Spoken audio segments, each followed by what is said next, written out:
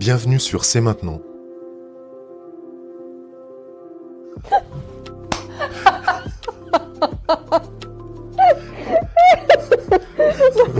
Ça va pas aller, arrête. C'est mort.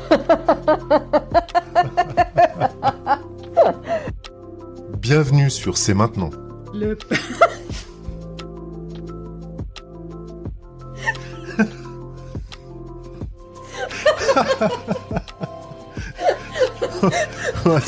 Bienvenue sur C'est maintenant.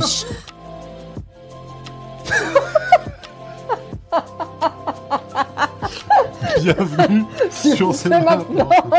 Alors, on commence. Bonjour et bienvenue dans le podcast C'est maintenant. Je suis Jacqueline. Et je suis Jean-Marc. Chaque mercredi et chaque dimanche, nous vous partageons avec authenticité, simplicité et bonne humeur les questions, les réflexions personnelles et les outils concrets qui, selon nous, permettent de mieux vivre les phases de transition personnelle et professionnelle. Chaque épisode est une invitation à reconnecter avec ce qui est essentiel pour vous et à laisser les plus belles parts de vous s'exprimer librement. Et si cela vous plaît, nous vous invitons à partager les épisodes avec vos amis et vos proches qui en auraient besoin. Quelle que soit la plateforme sur laquelle vous nous écoutez, offrir une note ou un commentaire nous aide aussi grandement à faire connaître cette émission et ça nous encourage à continuer. Et vous pouvez bien sûr nous poser toutes vos questions dans un formulaire confidentiel sur jeanmarcterrel.com/podcast.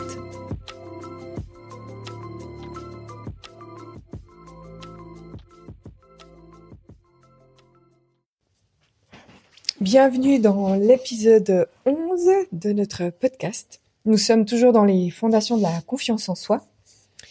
Apprendre à se traiter avec bienveillance, à se pardonner ses erreurs et ses imperfections. Et aujourd'hui, nous sommes dans l'idée de vous partager des choses autour de comment cultiver un dialogue interne positif. Avec peut-être des techniques pour transformer son dialogue interne critique en un échange bienveillant et soutenant. Et pour démarrer, la petite citation du jour qui aujourd'hui est choisie par Jean-Marc. Oui, c'est une citation de Brené Brown, BB, qui dit quelque chose de très très simple et que j'aime énormément, qui dit « Parle-toi comme tu parlerais à quelqu'un que tu aimes ». Et je trouve cette citation d'une simplicité enfantine et d'une profondeur en même temps abyssale. Se parler soi-même, se parler à soi-même comme on parlerait à quelqu'un qu'on aime, c'est sans doute une des choses les plus les plus simples à dire et en même temps les moins évidentes à mettre en place. Et on a déjà échangé sur un épisode de podcast sur les affirmations positives et là on est vraiment en train de parler du dialogue interne. Le dialogue, le critique intérieur. Moi, j'aime parler du roi des bavards dans mes pratiques méditatives et dans mes guidances. Le roi des bavards, c'est cette partie de nous qui prend quelque part le dessus intérieurement et qui refait finalement sans cesse un monde qui n'existe plus ou un monde qui n'existe pas encore, qui s'interroge sur ce qu'on n'a pas dit, ce qu'on n'a pas fait, ce qu'on aurait dû dire, ce qu'on n'aurait pas dû dire, etc., concernant le passé, et qui ne cesse également de bavarder intérieurement au sujet de l'avenir sur ce qu'on devra dire, ce qu'on ne devra pas dire, ce qu'on devra faire, ce qu'on ne devra pas faire, etc., etc. Et ce roi des bavards, il prend une place énorme, et nous n'avons pas toujours conscience que dans ce brouhaha interne incessant, il peut y avoir de notre part une façon assez négative finalement de nous parler. Et donc voilà, quand on aime quelqu'un, a priori, d'un amour sincère, doux, bienveillant, authentique, le dialogue qu'on a avec cette personne est un dialogue qui est un dialogue qui ne comprend pas d'insultes, de mots durs, de mots difficiles, de choses comme ça, a priori, je dis bien, tel que j'envisage l'amour, en tout cas, de mon point de vue. Et donc, voilà, j'aime beaucoup cette citation de Brené Brown. Parle-toi comme tu parlerais à quelqu'un que tu aimes. Je sors d'un bain froid, là, en fait, je me sens un peu tremblant. J'ai l'impression d'avoir la voix un petit peu tremblante. Je sais pas si ça va s'entendre pendant le podcast, mais voilà, je suis recouvert de ma doudoune, là, et j'ai encore un petit peu frais. Hein. Alors voilà, ça va aller. Ça va aller. Voilà ce que j'ai besoin de me dire à moi-même là ce matin. Ça va aller, tout est bien, tu vas bien. C'est ok, Jean-Marc, et je t'aime. Et pour toi, Jacqueline, comment tu perçois cette citation? Alors, j'ai envie de dire que dans les affirmations positives, pour moi, il y a quelque chose de l'ordre de je dis à haute voix ou j'écris une affirmation positive que je vais lire. Donc, c'est comme s'il y a quelque chose de moi que j'ai posé à l'extérieur par ma voix ou par le fait de l'écrire et après de le lire. Alors que là, pour moi, c'est vraiment plus le dialogue interne et donc je suis pas toujours à même de vraiment l'entendre enfin, je l'entends parce qu'il fait du bruit, comme tu disais tout à l'heure, c'est du brouhaha. Donc je l'entends, mais je suis pas toujours à même de l'écouter à sa juste mesure. Ouais, c'est-à-dire qu'on peut l'entendre sans en être conscient. C'est ça, exactement. Et finalement, je crois que c'est ça que j'ai aussi découvert en faisant des pratiques méditatives régulières avec une forme de rigueur, c'est de voir l'ampleur, en fait l'horizon immense qui est à l'intérieur de moi. Et sur cet horizon, c'est plein de choses que je me raconte. Mais que je me raconte, que j'entends, qui me traversent et dont j'ai pas forcément conscience. Et par la respiration, vraiment par le fait de respirer et de revenir à ma respiration, c'est comme si le fait de prendre conscience de ma respiration me permet en fait de prendre conscience de qu'est-ce qui est en train de se jouer à l'intérieur de moi. Mais je le sais que c'est à travers la respiration. Parce que quand je suis dedans, le brouhaha, il peut, en fait, comme un disque rayé, recommencer ad aeternam, en fait. Et je sais que dans ces moments-là, c'est pas forcément des choses positives que je me raconte à moi-même. C'est plutôt de l'ordre des ruminations, mais des ruminations de tout ce qui va pas, de tout ce qu'il faudrait, voilà, c'est vraiment ça. Et par le fait de prendre une respiration, c'est comme si ça descend à l'intérieur de mon corps et du coup, je suis consciente. Ah ouais, purée, c'est tout ça que je suis en train de me raconter. Je respire et dans la respiration, il y a un mouvement pour moi de douceur en fait envers moi-même qui me permet de poser quelque chose et après peut-être, c'est pas souvent le cas encore, mais peut-être de du coup modifier mon dialogue intérieur et de me dire OK, en fait ça c'est ce qui est là et il y a pas à être jugeante envers moi-même par rapport à ce qui est là, mais peut-être de dire juste c'est OK Jacqueline. En fait le c'est OK Jacqueline est de l'ordre de l'acceptation et met déjà pour moi quelque chose de doux. À l'intérieur de ce qui se passe. C'est vrai que le c'est ok ou tout est ok, toi et moi, c'est une expression qu'on a vraiment, intégrée à nos vies. Elle apparaît parfois sur des profils, sur les réseaux sociaux ou sur les profils qu'on utilise de communication comme WhatsApp, etc.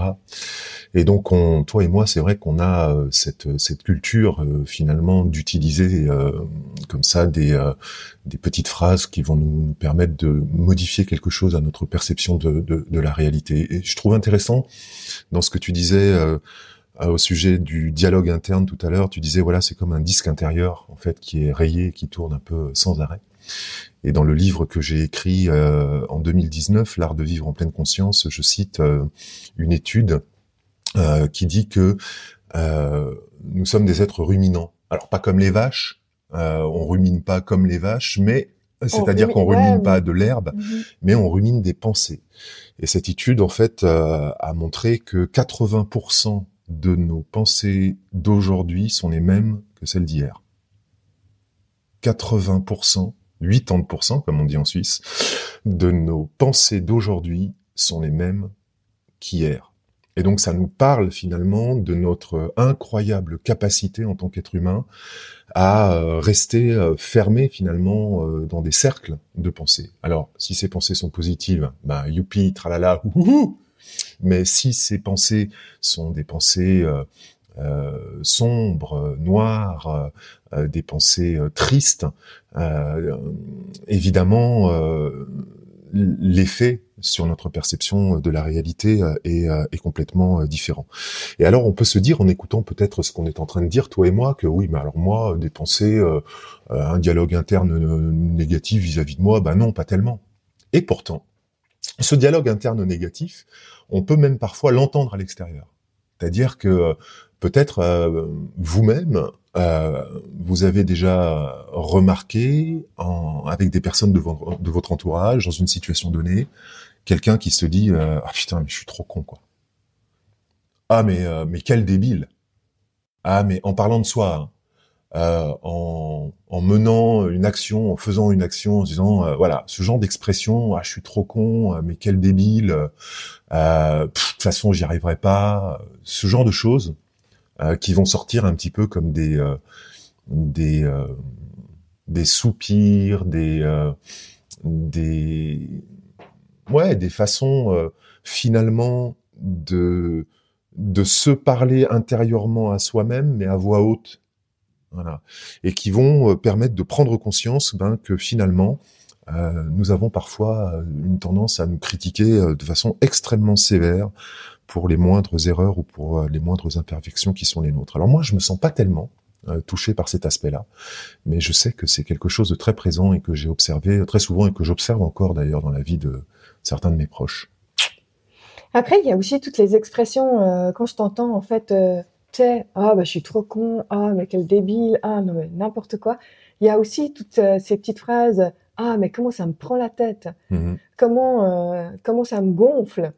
En fait, franchement, toutes ces expressions, elles ont rien de positif finalement.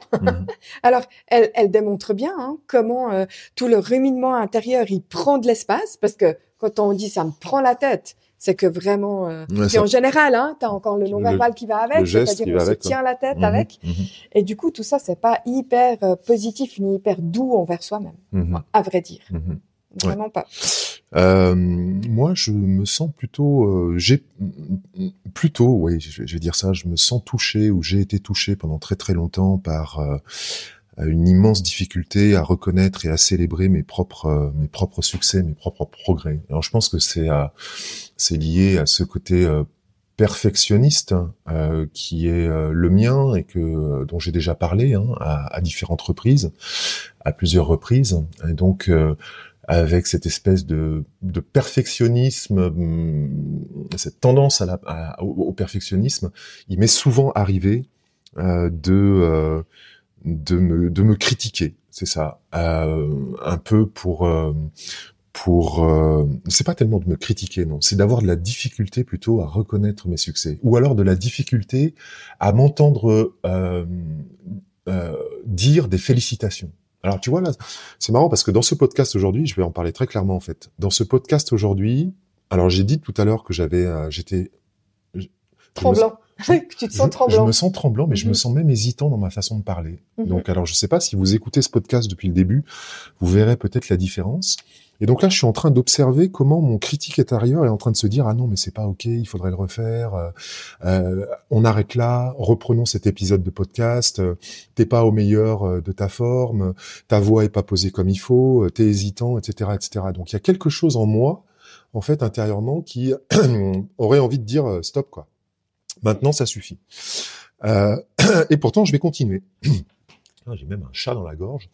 Et pourtant, je vais continuer, mais j'observe en fait ce mouvement intérieur. Et donc, moi, ma difficulté principale pendant très longtemps, et je crois que c'est encore quelque chose qui est là présent aujourd'hui, c'est quand quelqu'un vient pour me féliciter en fait de quelque chose, j'ai du mal à me réjouir. Tu fais quoi alors ?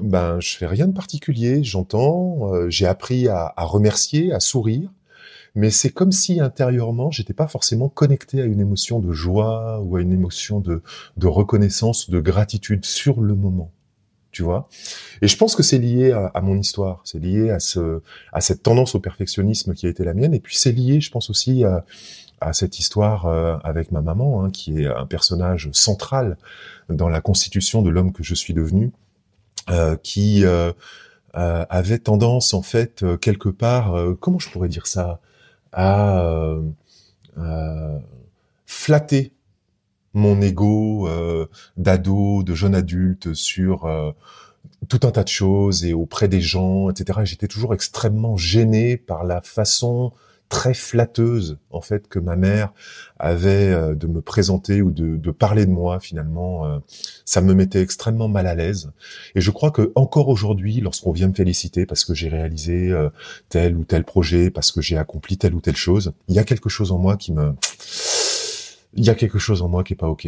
Voilà. Il y a quelque chose en moi qui a du mal, en fait, à reconnaître et à célébrer les succès et les progrès. Alors, j'ai appris à ne pas ajouter de dialogue interne négatif là-dessus. Et donc, à accueillir avec un cœur ouvert, en fait, ce qu'on vient sincèrement déposer, en fait, dans ma vie. Mais voilà, je sens que c'est encore un point de progression, une piste de progression pour moi. Et je pense que certaines personnes qui vivent des périodes de changement ou de transition peuvent se relier peut-être à cette petite partie de mon histoire. Ben moi, je trouve que, enfin, je te remercie en fait de partager le fait que tu souhaiterais peut-être arrêter le podcast parce que tu te sens hésitant. Moi, je me suis sentie hésitante déjà dans plein d'épisodes précédents. Et pour autant, toi et moi, on s'est fait pas une promesse, mais il y a quand même quelque chose qui nous tient à cœur, c'est d'être dans l'authenticité. Mhm. Et l'authenticité, ben, pour moi et pour toi, sans aucun doute, elle est aussi là pour dire, ben, en fait, on n'est absolument pas parfait, on n'a pas la prétention de l'être, mais par contre, on a vraiment l'envie et le souhait d'être au plus proche de ce qu'on est en train de vivre, même sur le moment où on fait le podcast. C'est ça, exactement. Donc voilà, peut-être que ça crée des petites choses comme ça un peu surprenantes dans la manière dont on a posé les mots, dans le rythme, Mais je me faisais la réflexion hier parce que finalement le podcast de hier m'a pas mal tourneboulé sur le pardon suite à la Enfin, le formation. podcast qu'on a enregistré Oui, hier. le podcast qu'on a enregistré hier. Parce que les gens, eux, ils vont pas l'entendre. Oui, c'est vrai. Ouais. Mais en fait, il m'a pas mal tourneboulé dans la journée et j'ai senti à plusieurs moments en fait des choses de l'ordre de l'émotion et je me suis dit mais faut pas que je pleure, mais je sentais comment il y avait une émotion qui était en train de monter puis j'ai sans arrêt tout au long de l'enregistrement fait le voyage de ça monte, alors je fais redescendre, ça remonte, je fais redescendre. Puis après je me suis dit non mais Jacqueline, et alors? Et si ça sort un jour? Et quoi? Et quoi? Si ça dérange certaines personnes, elles couperont le podcast à ce moment-là. Et si ça touche d'autres personnes, elles resteront avec ça. Et finalement, je crois que, en tout cas, on a envie d'être au plus proche de ce qu'on est et de qui on est. C'est ça, exactement. Mais voilà, du coup, je trouve que c'est une illustration finalement de ce dialogue interne dans lequel on est en permanence, dans lequel je suis en permanence, dans lequel tu es en permanence. Finalement, ce dialogue interne, il est là. Ce critique intérieur, il est là. Il s'agit pas non plus de vouloir s'en débarrasser parce que la critique interne a aussi du bon. Hein. Puis elle est utile. Voilà, elle est aussi utile. Là où ça devient problématique, c'est lorsque cette critique intérieure en fait devient d'une certaine façon malveillante envers soi-même, non soutenante envers soi-même, violente peut-être même envers soi-même. Et à ce moment-là, devient important en fait de s'interroger sur la façon dont ce dialogue interne critique peut devenir délétère, peut finalement desservir nos intentions de transition, nos intentions de changement, nos intentions d'aller de l'avant, nos intentions de nous épanouir, nos intentions de joie, nos intentions de vivre finalement quelque chose de différent. Et c'est important parce que si ce dialogue devient tellement présent à certains moments, hein, c'est pas forcément non plus en permanence, mais à certains moments, on peut avoir la sensation d'être son propre ennemi à un moment donné. Je peux avoir la sensation finalement que je suis un ennemi. Et finalement, alors il y a plein d'expressions qui disent que notre plus grand ennemi, c'est nous-mêmes. Mais j'ai envie de dire que là aussi, c'est une perception. Je veux dire, je peux aussi considérer que mon plus grand allié et mon plus grand ami, c'est moi-même. Et donc, tout est une question d'orientation de l'attention, d'orientation de mes intentions également. Et soit je vais alimenter les doutes, alimenter l'anxiété en ayant finalement un ennemi intérieur dont je me dis que cet ennemi-là me terrasse, cet ennemi-là ne me permet pas d'avancer, cet ennemi-là m'empêche d'être la personne que je suis, ou me dire que j'ai aussi en moi un allié intérieur, un ami intérieur qui me permet de faire tout l'inverse de ce que je viens d'évoquer, c'est-à-dire de prendre soin de moi, d'avancer dans la vie, de prendre confiance, etc. Qu'est-ce que t'en penses ? Parce que moi je vois ta tête, mais les gens la voient pas. Ouais. Ça t'évoque quoi ? Ça m'évoque une discussion que j'ai eue hier avec quelqu'un où je me rends compte à quel point mes ruminations ne me portent pas. Mes ruminations intérieures souvent me desservent, me plombent, parce qu'elles ruminent des choses qui m'encombrent. Et que dans ce contexte-là, effectivement, je suis mon propre ennemi. Enfin, mes pensées, mes ruminations sont mon propre ennemi. Et quelqu'un me conseillait hier de prendre rendez-vous de moi avec moi, comme si je prenais rendez-vous avec moi, comme étant ma meilleure amie. Et je disais oui, cet exercice, je l'ai déjà entendu 15 000 fois. Aujourd'hui, ça me fatigue.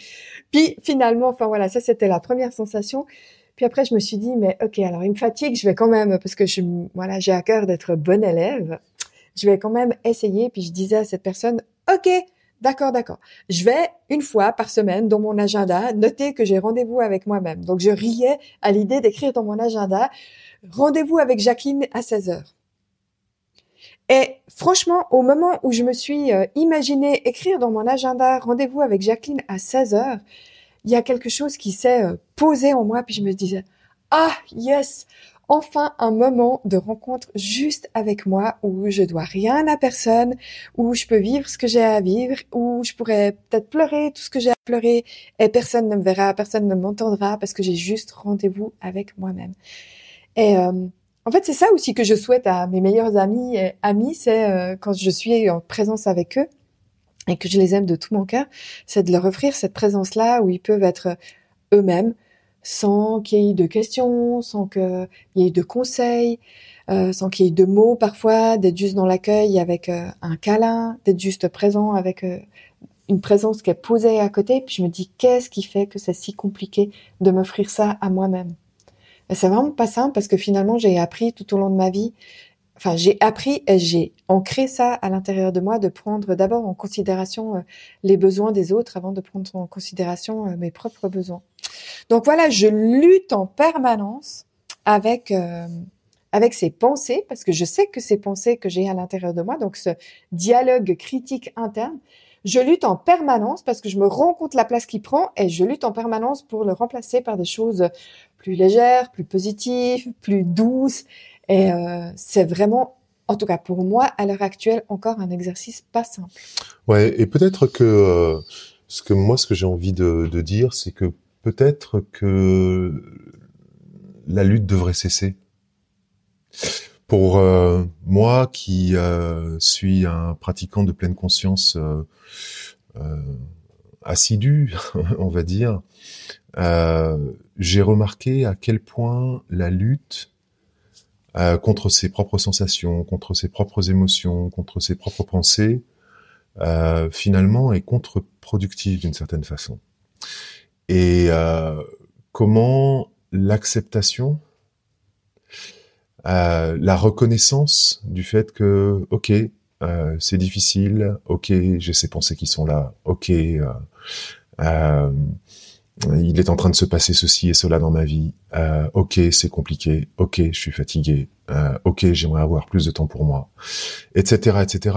Comment le fait de cesser de lutter contre et d'accepter ce qui est permet de réorienter mon énergie vers les actions positives que j'ai envie de mettre en place dans ma vie, les émotions agréables que j'ai envie de ressentir dans ma vie et le mode de pensée constructif que j'ai envie de mettre en place dans ma vie.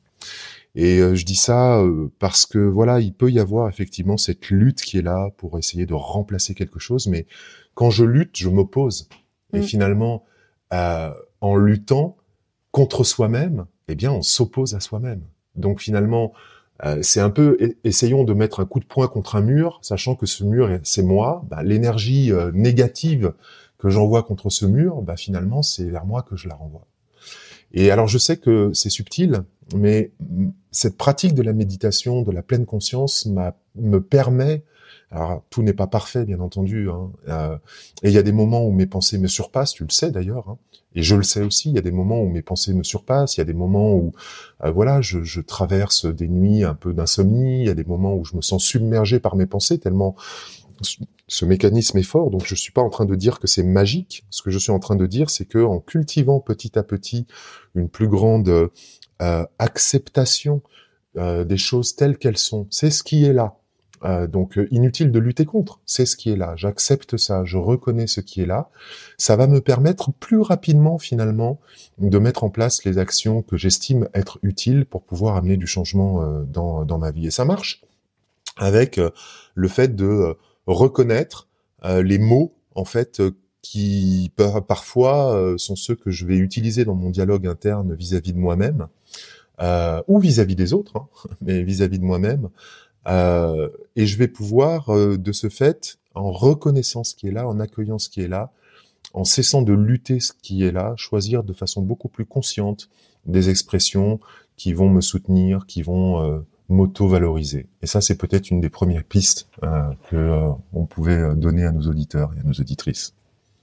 Ouais, et ça, enfin, pendant qu'on discute, toi et moi, en fait, je lutte depuis ce matin parce que je me sens patraque.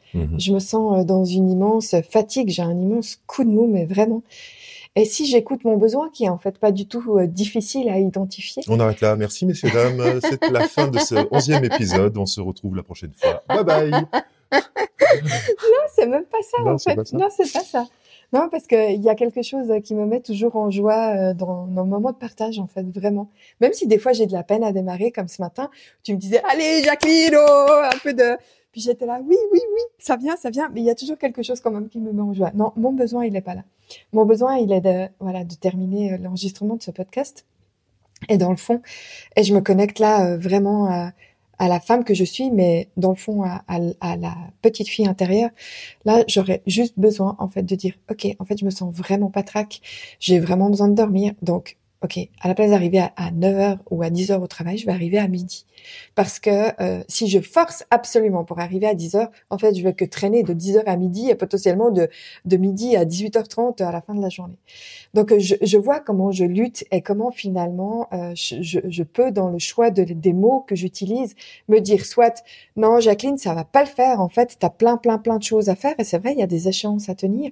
Et puis en même temps, j'observe que quand je fais ça et donc quand je lutte, il y a quelque chose. Bah du coup, j'ai mal au ventre. Alors, de manière extrêmement claire, j'ai mal au ventre. J'ai le ventre noué. Et comment, si je me dis, ok, en fait, ça sert à rien de forcer. Tu dors 2 heures et si après c'est mieux, bah tant mieux. En fait, finalement, ce sera tout bénef. Il y a quelque chose qui pourrait se mettre à pleurer parce que je sais que je suis à l'écoute du besoin réel qui est là, en fait. Et je vois comment le pouvoir des mots fait et crée des choses même à l'intérieur physique de mon corps, clairement. Ouais, il y a un lien qui est très très clair. Une façon, une piste aussi qu'on pourrait donner à nos auditeurs, à nos auditrices, c'est d'utiliser la technique du mais. Ouais, tellement. Avec l'idée finalement de transformer chaque pensée négative. C'est-à-dire par exemple, je me dis ben voilà, j'ai commis une erreur, je me suis mal comporté, mais j'apprends et je m'améliore. Je me suis trouvé complètement con dans cette situation. Mais c'est ok. Mais c'est ok et je vais m'améliorer. Etc., etc., etc. Donc, prendre conscience du dialogue interne négatif, ajouter un mais et inverser la proposition en ajoutant quelque chose de positif. Voilà. Alors, ça demande de l'entraînement, hein, c'est plus facile à dire qu'à faire. C'est une vraie gymnastique. C'est une vraie gymnastique, mais si vous vous entraînez à faire ça, d'abord, vous allez vous apercevoir que vous avez toujours à peu près le même type de pensée négative, le même type de dialogue interne négatif. C'est-à-dire que de la même façon que certains parents, hein, vous avez en vous un parent normatif intérieur, de la même façon que certains parents parlent toujours de la même façon à leurs enfants, notre critique intérieure nous parle toujours négativement de la même façon. Et une fois que vous avez identifié les 3, 5, 10 manières qu'il a de vous parler négativement, eh bien, vous pouvez instaurer à chaque fois que vous en prenez conscience le petit mais, c'est pas un petit mais, le mais qui va vous permettre derrière de transformer la pensée négative en pensée positive. De la même manière que je m'applique du mieux que possible à enlever le si de mes phrases, parce que le si, pour moi, oriente aussi. Si j'avais fait ça, ça aurait été mieux. Alors, bien sûr, après, je peux aussi le mobiliser. Si ça se passe comme ça va être génial. Ou si je crée ça, ça me permettra ça, bien sûr. Et j'ai l'impression que le si, il mobilise bien sûr aussi l'énergie positive. Mais quand je suis en période de rumination et quand je suis en période de pérégrination et de transformation, je réalise que mon si, il m'oriente plutôt autour de si j'avais fait ça, ça aurait été mieux. Et le troisième petit mot que je m'évertue à changer ou en tout cas à lui donner une orientation très différente, Et ça, je te le dois. Si vous venez un jour dans une retraite avec Jean-Marc, vous allez très très vite vous relier à ce que je raconte maintenant. Jean-Marc, il dit toujours, quand tu dis on, tu penses à qui? Et le on, c'est vrai, il est assez impersonnel. Et quand je sais pas moi, dans une séance de travail, je dis, oui, mais avec tous ces documents qu'on a à remplir, en fait, ça nous fatigue, on peut pas vraiment faire notre travail. Bah, si je reprends exactement ça, avec tous ces documents que vous nous donnez à remplir, ou que là, déjà, ça met pas le on envers mes directions qui, elles, n'y peuvent rien, mais les papiers, souvent, ils nous sont demandés par d'autres organes, finalement. Donc déjà, je sors de l'idée de culpabiliser, puis de mettre de la faute sur mes chefs, parce que elles y peuvent rien en réalité. Donc voilà, je rends à César ce qui est à César, c'est-à-dire, ok, eux nous ont demandé de remplir de papiers, on remplit les papiers. Mais après, quand je dis on, et ça nous permet pas forcément, alors le nous, ça inclut toutes les directions, mais après, le on d'après, bah, si je mets le je à la place, bah, je reprends la responsabilité, en fait, de dire, ok, en fait, moi, je me sens submergée par ça. J'ai l'impression de pas pouvoir faire correctement mon travail. Ça me fatigue et je reprends, en fait, ma propre responsabilité. Et dans reprendre sa propre responsabilité, il y a aussi le choix de qu'est-ce que je suis en fait d'accord de faire et qu'est-ce que je suis pas d'accord de faire. Et j'ai encore le choix là au milieu de me positionner. Alors bon, peut-être que si il y a plus de je suis pas d'accord de faire, bah ça s'oriente vers quelque chose qui se termine. Et puis si là-dedans, j'arrive à trouver un espace créatif qui me permet quand même de faire la balance, ben c'est OK, ça passe. Mais le on, il est impersonnel. C'est vrai que c'est les premières fois quand tu m'as coupé, je me souviens encore de l'effet que ça m'a fait. J'étais hyper agacée. Jacqueline, quand tu dis on, tu penses à qui? Quoi? Jacqueline, quand tu dis on, tu penses à qui? Ok, à moi. Et j'étais dans quelque chose, tu vois, même physiquement, c'est ça. Ah, super, j'ai encore raté un truc. Tu vois comment mon critique intérieur, il prend tout de suite la place.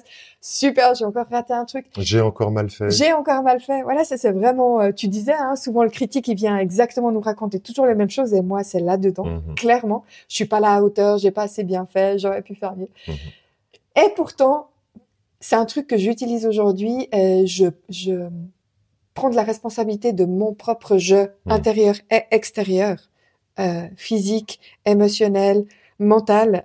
C'est tout un challenge, mais c'est définitivement une très belle aventure. Je suis toujours très très attentif au langage, et c'est sans doute en partie lié à, je pense à deux choses. La première, c'est mon long parcours en PNL, en programmation neurolinguistique, puisque j'ai fait toutes les étapes, technicien, praticien, maître praticien, formateur, enseignant PNL, coach PNL. Donc voilà, j'ai passé beaucoup de temps en fait à travailler avec cet outil. PNL, si vous ne savez pas ce que ça veut dire programmation neurolinguistique. Et l'idée, donc il y a linguistique dedans. L'idée, c'est que les mots que nous utilisons manifeste notre réalité, d'une part, la réalité dans laquelle nous sommes, et d'autre part, crée la réalité dans laquelle nous sommes. Donc le langage, en fait, c'est un peu le sommet de l'iceberg, finalement, de l'individu.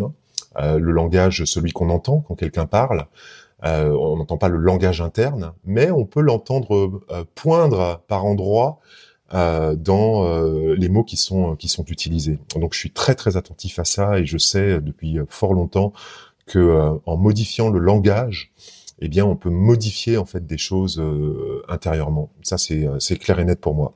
Et puis la deuxième chose, c'est un exemple que je donne aussi régulièrement. J'ai fait 2 années de théologie pratique, et je me souviens en fait de ce qui nous était dit dans les cours autour du livre de la Genèse. Et le premier chapitre dans lequel on peut lire que Dieu dit, Dieu vit. Dieu dit, Dieu vit. Dieu dit, Dieu vit. Et en fait, le processus de création se fait dans ce mouvement-là. Dieu dit quelque chose et Dieu le voit finalement se créer d'une certaine manière. Et pour moi, ça me parle de ce processus créatif qui est celui du langage. Et on le sait dans d'autres cultures, par exemple au travers des mantras. Les mantras qui sont utilisés de toutes sortes de façons. Une piste qui pourrait vous être proposée, c'est de créer un mantra personnel. Un mantra qui dirait quelque chose du style, je sais pas, Ah bah alors aujourd'hui, moi, mon mantra personnel du jour, parce qu'il peut y en avoir un qu'on garde pendant plusieurs semaines, des mois, une année, qui peut vraiment devenir aussi notre mantra de vie. Oui. Mais voilà. Mais moi, il y a les petits mantras du jour, et là, le petit mantra personnel du jour, qui résumerait à la fois le fait que j'ai de la valeur, que je suis unique et que je pourrais me répéter parce que je suis en période de doute autour de ce que je vais vraiment faire en fait pour moi. Aujourd'hui, mon mantra, mon mantra, il pourrait se résumer à prendre soin de moi, c'est prendre soin du fait que je suis unique et que j'ai de la valeur et que ma valeur ne pourrait s'exprimer que si je prends soin de moi et que je suis en forme. Or, il est un peu long. Alors, je peux le résumer parce que là, je suis en train de le faire. Et si je le ferais plus court, c'est j'ai de la valeur, j'ai besoin de repos et je me l'offre. C'est ça. J'ai de la valeur, j'ai besoin de repos et je me l'offre. J'ai de la valeur, j'ai besoin de repos et je me l'offre. Voilà, donc l'idée c'est de se répéter en fait dans les moments de doute comme ça un mantra personnel qui va vous permettre eh bien tout simplement de modifier petit à petit votre dialogue interne. Alors on va vous proposer pour aller vers la fin tranquillement de cet épisode quelques exercices. Tu veux présenter le premier ? Non. Ok, alors j'y vais.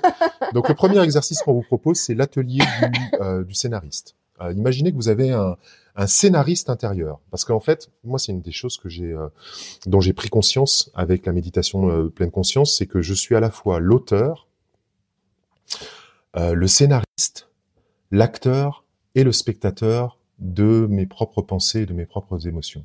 Je suis tout ça à la fois. Et de ta propre vie. Oui, bien sûr. À la fois auteur, scénariste, acteur et spectateur finalement de tous ces aspects-là. Donc là, l'idée, c'est de se placer dans la position du scénariste, du metteur en scène intérieur, de façon à reconsidérer, c'est ça l'objectif, les scénarios ou les scénarii internes négatifs qui pourraient être là, à les reconsidérer en récits positifs et en récits qui soient encourageants. Donc je vous invite à imaginer que votre dialogue interne, c'est un script qui a été écrit pour un personnage de film, un personnage de roman, et vous allez prendre un moment où vous vous êtes critiqué, et vous allez réécrire le scénario de cette scène avec une issue positive dans laquelle le personnage, vous, surmonte l'adversité avec courage et avec sagesse. Et ce processus créatif va vous aider à voir les défis sous un nouvel angle et à intégrer finalement des réponses internes plus justes, plus bienveillantes et beaucoup plus soutenantes. Tu sais, il se passe un truc incroyable, c'est que tout à l'heure, tu as prononcé le mot critiquer de façon à ce que, et c'est la première fois que je réalise que je l'entends, en fait, que les 3 premières lettres de critiquer, c'est cri, en fait. Et tu l'as dit de telle façon que je me suis dit, ah ouais, mais en fait, quand je me critique, je me crie dessus, quoi. Il y a vraiment quelque chose. Et donc, ça fait du bruit et ça fait mal et ça fait pas du baume au cœur. Et ça tique. Et ça tique. Et je pense que je vais avoir un autre regard sur ce mot-là. Parce que, en fait, quand j'émets une critique, si je l'oriente avec la vision que je suis en train d'émettre un cri, bah, je trouve que ça pose tout autre chose. Alors, ceci étant dit, la critique positive existe. Oui. Une critique bien construite, on est bien d'accord, factuelle, mais là, va nous permettre d'avancer. Ouais, certes, là, on était orienté différemment. Certes, on est orienté différemment, mais ça me paraît important d'apporter cet équilibre et qu'on n'ait pas des auditeurs qui nous découvrent au travers de cet épisode de podcast puis qui sortent de là en se disant ah ouais mais la critique c'est mauvais. Non. La critique. Ah non, la critique elle a du bon. Ouais, la critique positive, bien construite, peut être tout à fait intéressante. Là, on est vraiment en train de parler de cette de notre critique intérieure qui négative, nous fait pas du bien. Voilà, qui nous fait pas du bien, qui nous démotive et qui finalement ne nous permet pas de soutenir notre effort pour aller vers une vie meilleure.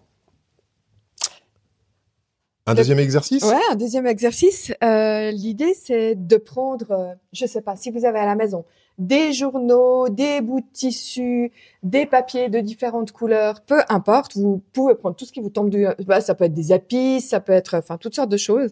Mais l'idée, c'est de créer une œuvre d'art, en fait, qui représente votre dialogue interne critique. Et puis de voir ce que ça donne même visuellement. Ok, moi si je me représente mon dialogue intérieur critique, je pense que je vais très vite... On est d'accord que c'est une œuvre qui va servir à représenter notre dialogue intérieur bienveillant et soutenant. Ben, ok. Ok. Alors, toi, tu serais Alors, parti en fait sur c'est sur ça. autre Moi, je chose. serais partie en fait sur deux versions. Une œuvre sombre. C'est-à-dire que j'aurais pris le temps de me poser la question à quoi ressemblerait visuellement une œuvre d'art qui représenterait mon critique Ok. intérieur de la manière la plus Trash. la plus Le trash art. la plus nulle, la plus glauque, celle que j'aime le moins, mais vraiment en me connectant à voilà, quand je me critique intérieurement et que ça me fait pas du bien, ça ressemblerait à quoi? D'accord. Et après ça, dans un deuxième temps, je ferais l'inverse, c'est-à-dire que je me dirais, ok, si je prends en considération que je m'offre de la douceur et que je remets de la bienveillance et que je me soutiens, à quoi ressemblerait mon dialogue intérieur? Et en fait, moi, je ferais ces deux étapes pour me souvenir en fait que la première étape visuellement vraiment me fait pas du bien et de voir que la deuxième étape peut-être est plus lumineuse, plus colorée, plus joyeuse. Et je mettrais ces deux œuvres d'art en fait en parallèle pour les voir, pour finalement, avec le temps, imaginer de ne garder plus que celle qui est soutenante et bienveillante. Ok, super intéressant. Je reconnais bien là mon artiste préféré. Mais c'est vrai, c'est pas tout à fait ce qu'on avait noté sur notre petit papier. Ok, on arrive au terme de ce podcast. Si vous êtes prête à transformer votre dialogue interne, à cultiver une relation bienveillance, eh bien, avec vous-même, nous allons continuer tout au long des épisodes qui viennent de vous partager avec, comme on l'a fait aujourd'hui, authenticité, simplicité et bonne humeur. Ouais, c'est ça. Nos expériences personnelles, notre point de vue en fait sur ces différents aspects. Donc, on vous invite à vous abonner sur la plateforme sur laquelle vous êtes ou directement, sur la plateforme sur laquelle vous êtes. Et puis, vous pouvez en tout temps partager avec nous ce qui vous habite, ce qui vous anime, ce que vous découvrez aujourd'hui sur comment se joue pour vous votre dialogue interne avec un petit mot que vous pouvez mettre soit sur la plateforme sur laquelle vous nous écoutez, soit nous envoyer un petit message et puis sur jeanmarcterel.com/podcast. Faites-vous une belle vie là où vous êtes. Veillez à construire un dialogue interne positif et ciao bien pour un prochain épisode. Et offrez-vous aujourd'hui ne serait-ce que un mot qui vous fait du bien. À bientôt. Bye bye.